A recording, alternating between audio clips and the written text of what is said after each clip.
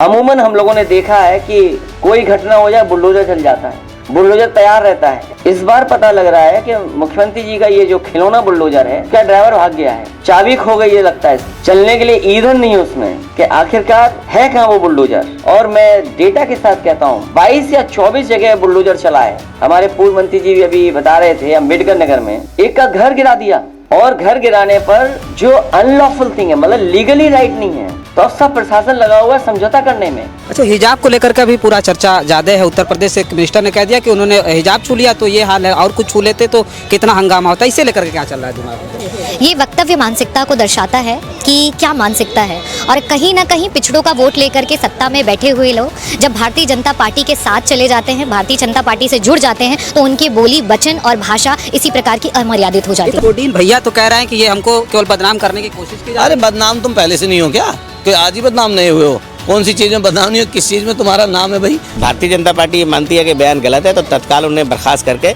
किसी मानसिक तौर पे वो मुझे ठीक नहीं लग रहा है, उनका इलाज आगरा या बरेली में कराएंगे तो यकीनी तौर पे वो ठीक रहेगा। यहाँ के जो मिनिस्टर हैं संजय निषाद बोले हो तो हिजाब छू दिया, और छू लेते तो क्या कितना हल्ला हो अल्लाह। उनसे उनकी सोच और मानसिकता का पता चल रहा है कि वो किस तरीके की सोच के मालिक है। इंसान की प्राइवेसी होती है, वो कैसे कपड़े पहनती है, हिजाब पहनती नहीं पहनती, आप इसके अंदर कोई फैसला नहीं ले सकते। तो ये बहुत निंदनीय घटना है। कोडीन का जो मामला है वो पूरे देश में व्याप्त रहा, बहुत सारे बच्चों की जाने गई हैं। ये बराबर के देशों में भी कोडीन की जो सिरप बेची जा रही थी, इसमें सब लोग संलिप्त हैं, और निश्चित रूप से भारतीय जनता पार्टी के बड़े नेताओं का इसमें इन्वॉल्वमेंट है, नहीं तो अब तक बड़ी कार्रवाइयाँ होती। इतने बड़े पद पर बैठे हुए व्यक्ति को इस तरह का काम शोभा नहीं देता, और जिस तरह से उत्तर प्रदेश के मंत्री इस तरह की बात बोल रहे हैं, तो सरकार के मंत्री हैं, कोई इंडिविजुअल नहीं है, सरकार में शामिल है। भारतीय जनता पार्टी का बुलडोजर कहाँ चला गया? भारतीय जनता पार्टी का वो ड्राइवर कहाँ है जो बुलडोजर चलाता था? कहाँ चले गए लोग? बुलडोजर की चाबी कहाँ रखी गई? क्यों नहीं जा रही उसके घर की तरफ? कल यूपी में विधानसभा का जो सत्र है वो शुरू होने जा रहा है, शीतकालीन सत्र है, और समाजवादी पार्टी के सभी विधायकों की आज मीटिंग थी। अखिलेश यादव सबकी मीटिंग ले रहे थे। हमारे साथ अतुल प्रधान जी हैं, बातचीत करेंगे। सर, कल क्या प्रमुख मुद्दे रहेंगे? कल कहा जा रहा है कि ये इस बार जो सत्र में समाजवादी पार्टी के लिए कई मुद्दों पर आज अखिलेश यादव ने खुद प्रेस कॉन्फ्रेंस में भी बात की। क्या चल रहा है दिमाग में? देखिए, मैं आपको एक चीज़ बता दूं, क्लियर कर दूं, समाजवादी पार्टी लगातार जनता के हर विषय को, लगातार हर बात को बुलंद करती आई है। माननीय अखिलेश यादव जी हर दिन लगभग पूरे समय जो विपक्षी दल के रूप की जो भूमिका है, चाहे वो लोकसभा में माननीय अखिलेश यादव जी भी उठा रहे हों, चाहे पहले विधानसभा में लगातार उठाते रहे हों, माननीय अखिलेश यादव जी के निर्देश पर जो जिस तरह की चीज़ें जनता की हैं उनके बारे में डिस्कशन हुआ, चाहे वो महंगाई हो, शिक्षा, स्वास्थ्य का विषय हो, अलग अलग विषयों पर कहीं ना कहीं बात रखी जाएगी। जो भ्रष्टाचार इस भारतीय जनता पार्टी की सरकार में है, उसको भी कहीं ना कहीं उजागर करने का काम समाजवादी पार्टी के योद्धा और प्रहरी करने का काम करेंगे। कोडीन को लेकर के जो सबसे ज्यादा हलचल उत्तर प्रदेश में, इसका तार पश्चिम से लेकर पूर्वांचल तक जुड़ा हुआ है। सिर्फ पश्चिम से पूर्वांचल तक का नहीं है, ये अगल बगल स्टेट का नहीं है, ये बराबर के देशों में भी कोडीन की जो सिरप बेची जा रही थी, इसमें सब लोग संलिप्त हैं, और निश्चित रूप से भारतीय जनता पार्टी के बड़े नेताओं का इसमें इन्वॉल्वमेंट है, नहीं तो अब तक बड़ी कार्रवाइयां होती। और जिन पर सीधे सीधे आरोप लग रहे हैं, अभी तक उन पर कोई कार्रवाई नहीं है। इसीलिए कोडीन भैया भी नाम पड़ गया कुछ लोगों का। तो आप उनसे पूछिए ना ये चीज, और भारतीय जनता पार्टी नेता उसके ही कि इसको उजागर करें, बताएं। कोडीन भैया तो कह रहे हैं कि ये हमको केवल बदनाम करने की कोशिश की जा रही है। अरे बदनाम तुम पहले से नहीं हो क्या? कि आज ही बदनाम नहीं हुए हो? कौन सी चीज़ में बदनाम नहीं हो? किस चीज़ में तुम्हारा नाम है भाई? अब बता दें, वही बता दें क्या, किस चीज़ का नाम है तुम्हारा? नहीं, वो कह रहा समाजवादी पार्टी और अखिलेश यादव जबरदस्ती नाम घसीट रहा है। अरे उसका कौन? अखिलेश यादव जी क्यों नाम, माननीय राष्ट्रीय अध्यक्ष जी क्यों नाम लेंगे उनका भाई? और ले दिया होगा तो किसी चीज़ में मान लिया, इसलिए थोड़ी ले दिया कि वो किस जाति के हैं या कौन है, इसलिए लिया कि भ्रष्टाचार में संलिप्त हैं, और भारतीय जनता पार्टी का उनको जो है उसका भारतीय जनता पार्टी का उनके ऊपर वृद्धस्त उन्हें प्राप्त है, इसीलिए लिया। भारतीय जनता पार्टी का बुलडोजर कहाँ चला गया? भारतीय जनता पार्टी का वो ड्राइवर कहाँ है जो बुलडोजर चलाता था? कहाँ चले गए लोग? बुलडोजर की चाबी कहाँ रखी गई? क्यों नहीं जा रही उसके घर की तरफ? तो विधायक जी, एक आरोप उन्होंने और लगाया। उन्होंने कहा कि ये आरोप केवल हम, ये जो है इस पर नहीं लगा रहा विपक्ष, ये आरोप उत्तर प्रदेश की सरकार पर लगा रहा है। ये जो पूर्व सिपाही था, ये किसका चेला है? ये जो वहाँ पर जो ब्लॉक प्रमुख है, कौन किसका चेला है? ये जो 2 करोड़ की 4 करोड़ की गाड़ी जिसके खाते से निकलकर पैसा पहुंचा है, किसका दोस्त है? ये सब चीज़ पकड़ी जाएंगी निश्चित रूप से, और हम लोग विषय को मजबूती से उठाएंगे। विधायक जी, कल विधानसभा का सत्र शुरू होने जा रहा है, तो कल क्या सबसे अहम मुद्दे होंगे? महिलाओं के प्रति क्या सोचा है? महिलाओं के लिए उत्तर प्रदेश में हमने जिसे बात की तो पता चला कि महिलाओं को भी काफ़ी ज़्यादा दिक्कतें आ रही, तो उनको तो लेकर के दिमाग में होगा, लेकिन सबसे बड़ा जो मामला है कोडीन भैया को लेकर के, आप उसी शहर से आती हैं, जौनपुर से आती, उनको लेकर क्या चल रहा है दिमाग में? देखिए, कोडीन का जो मामला है वो पूरे देश में व्याप्त रहा। बहुत सारे बच्चों की जानें गई हैं, बहुत सारे लोगों को उसकी वजह से बहुत तो डॉक्टर भी हैं, बहुत सारे सीवियर चीज़ों का सामना करना पड़ा है। और ऐसी स्थिति में हम डेफिनेटली जो है मुद्दा उठाएंगे कि इस पे जो है सरकार गहरे कदम, मजबूत कदम उठाए और कार्यवाही करे।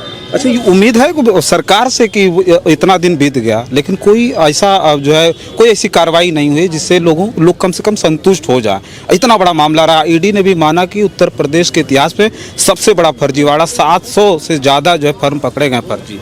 देखिए, 10-10 हज़ार बिहार में बांटना, उससे पहले महाराष्ट्र में सरकार को तोड़ना जोड़ना, और प्रत्येक जगह पे जहां आप सरकार ना बना पाए वहां की सरकारों को गिराना, इन सब के लिए एक बहुत अमाउंट ऑफ पैसे की आवश्यकता होती है। और इसी तरीके के साम्राज्य होते हैं जो भारतीय जनता पार्टी को जो है इकोनॉमिकली बूस्ट करते हैं, और इसी वजह से ये साम्राज्य चलता चला आया। हर जिले में आपको इसके लोग, संलिप्त लोग दिखेंगे, जो इसके मेन कल्प्रिट्स हैं वो देश से भागते हुए दिखाई देंगे, और सरकार के द्वारा इस पे कोई ठोस कदम आपको धरातल पर कभी नहीं दिखाई देगा। अच्छा, हिजाब को लेकर का भी पूरा चर्चा ज्यादा है। उत्तर प्रदेश से एक मिनिस्टर ने कह दिया कि उन्होंने हिजाब छू लिया तो ये हाल है, और कुछ छू लेते तो कितना हंगामा होता है। इसे लेकर के क्या चल रहा है दिमाग में? ये वक्तव्य मानसिकता को दर्शाता है कि क्या मानसिकता है, और कहीं ना कहीं पिछड़ों का वोट लेकर के सत्ता में बैठे हुए लोग जब भारतीय जनता पार्टी के साथ चले जाते हैं, भारतीय जनता पार्टी से जुड़ जाते हैं, तो उनकी बोली, वचन और भाषा इसी प्रकार की अमर्यादित हो जाती है। तो महिलाओं के सम्मान की बात कर रहे हैं लगातार। महिलाओं के सम्मान, ये शब्द अपने में ही दिखा रहा है, ये वक्तव्य अपने में दिखा रहा है। पूरे देश की महिलाओं ने इस वक्तव्य को सुना है और वो डिसीजन लेंगी कि ये सम्मान है कि क्या है। नीतीश कुमार ने जो हिजाब खींचा उसको लेकर के पूरे देश भर में मामला बहुत गर्म है, और यहाँ उत्तर प्रदेश में कैबिनेट मिनिस्टर संजय निषाद ने कहा कि उन्होंने केवल हिजाब छू दिया तो ये हाल है, और कुछ छू देते तो कितना हंगामा होता। उसे लेकर के क्या प्रक्रिया, कल विधानसभा में किस तरह की बातें रखी जाएगी? देखिए, सबसे पहले एक संवैधानिक पद पर रहने के बाद किसी भी धर्म, किसी भी वर्ग के लिए इस तरीके की बात कहना एक तरीके से गलत है। तो हम तो बस यही कहेंगे कि इस तरीके के संवैधानिक पद पर रहने के बाद इस तरीके का कार्य, इस तरीके का नाम, जो कि सारी देखिए देश की मीडिया, प्रदेश की मीडिया, दुनिया की मीडिया ने इसको देखा है, तो बस हम यही कहेंगे संवैधानिक पद पे इस तरीके की बातें शोभा नहीं देती। ये डॉक्टर नुसरत ने तो अब ये ऐलान कर दिया है कि हम तो नौकरी छोड़ रहे हैं, उसके साथ साथ बिहार छोड़ने का फैसला कर दिया उस महिला ने। एक्चुअल में मेंटली टॉर्चर हुआ, दिल टूटा उनका। तो हम यही कहना चाहते हैं कि इस तरीके से अब क्या बोलेंगे आप इस बारे में? एक प्रदेश के सबसे बड़े पद पर, जो संवैधानिक पद है, उसके सामने खड़े होकर अगर वो आहत हुई हैं तो इसके अलावा और क्या डिसीजन लेंगी? हाँ, एक महिला के जीवन का सवाल है, उसके मान सम्मान का सवाल, तो वो फिर और क्या डिसीजन लेंगी? और उसके बाद उन्होंने यही डिसीजन लिया है, तो हम क्या कर सकते हैं? यही कहना चाहेंगे कि संवैधानिक पद पर रहने के बाद इस तरीके के अल्फाज पे और इस तरीके के कृत्य पे जिससे दूसरे का दिल टूटे, उसके बाद देखिए उन्होंने क्या डिसीजन लिया। तो इसे पूरे देश नहीं, पूरी दुनिया में लोग, पूरी मीडिया आलोचना कर रही है। तो कल तो संजय निषाद जी भी होंगे विधानसभा में आमने सामने कल बात। अब ये जो संजय निषाद साहब हैं, इनके बारे में मैं जरूर कहूंगा कि वो तो खैर किसी के कहने पे कह रहे हैं, अब ये पता नहीं क्यों कह रहे हैं, उनका क्या मतलब इस चीज़ से। कल सबसे अहम मुद्दे क्या होने हैं?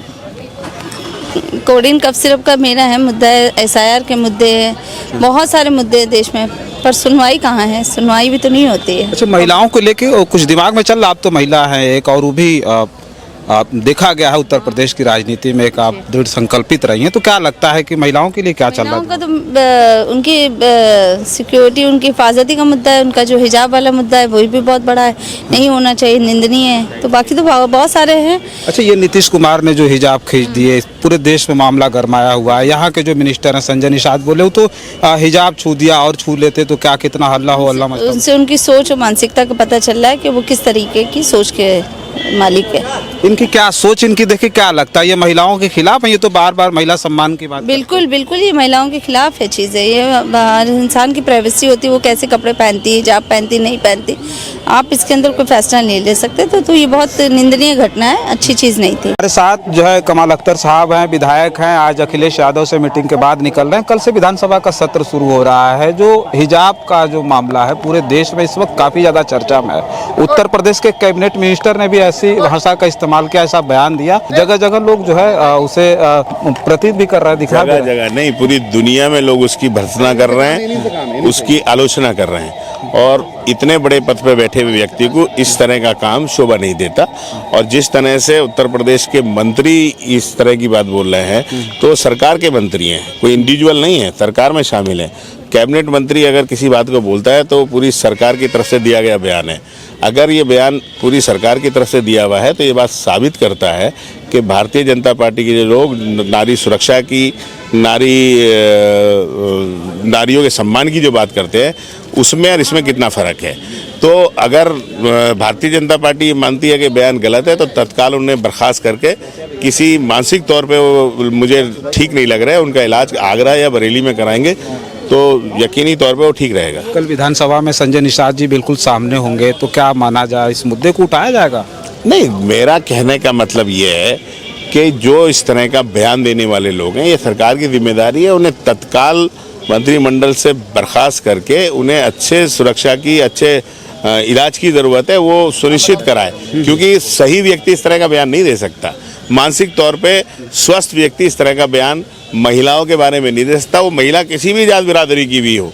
तो वो बयान मैं नहीं समझता कि सही व्यक्ति ने बयान दिया है। तो सरकार को खुद चाहिए कि अगर आदमी कोई मानसिक रूप से विचलित है तो उसका स्थान सदन नहीं है, उसे कहाँ भेजना चाहिए वो सरकार को मालूम है। तो विधायक जी, उस महिला ने, डॉक्टर नुसरत ने अब नौकरी तो करने के लिए मना कर दिया, उसके साथ साथ बिहार छोड़ने का फैसला किया।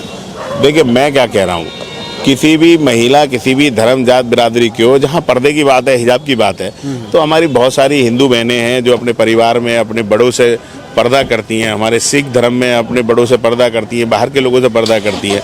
तो अलग अलग तरीके हैं, वो रुपट्टे से पर्दा करती हैं, कोई साड़ी के पल्लू से, हर धर्म में पर्दा है। तो अगर किसी की धार्मिक भावनाओं को आप ठेस पहुंचाएंगे, किसी को, महिला को अपमानित करेंगे, तो उसके बाद इससे ज़्यादा करने के लिए क्या है। ये तो सरकार को सोचना चाहिए कि लोग अगर इस तरह से अपमानित होकर आपकी नौकरी तक छोड़ने को तैयार हैं और लोग अपना प्रदेश तक छोड़ने को तैयार हैं, तो इससे ज़्यादा मैं नहीं समझता किसी महिला का अपमान कुछ हो सकता है। हाँ, एक चलिए देखिए, हमारे साथ विधायक थे, मुस्लिम विधायक थे कमाल अख्तर साहब, जिससे बातचीत हम कर रहे थे और उस महिला के बारे में जानने की कोशिश कर रहे थे जिस महिला का हिजाब खींचा गया और जिसने नौकरी और अपना प्रदेश, अपना घर बार छोड़ने का फैसला कर दिया है।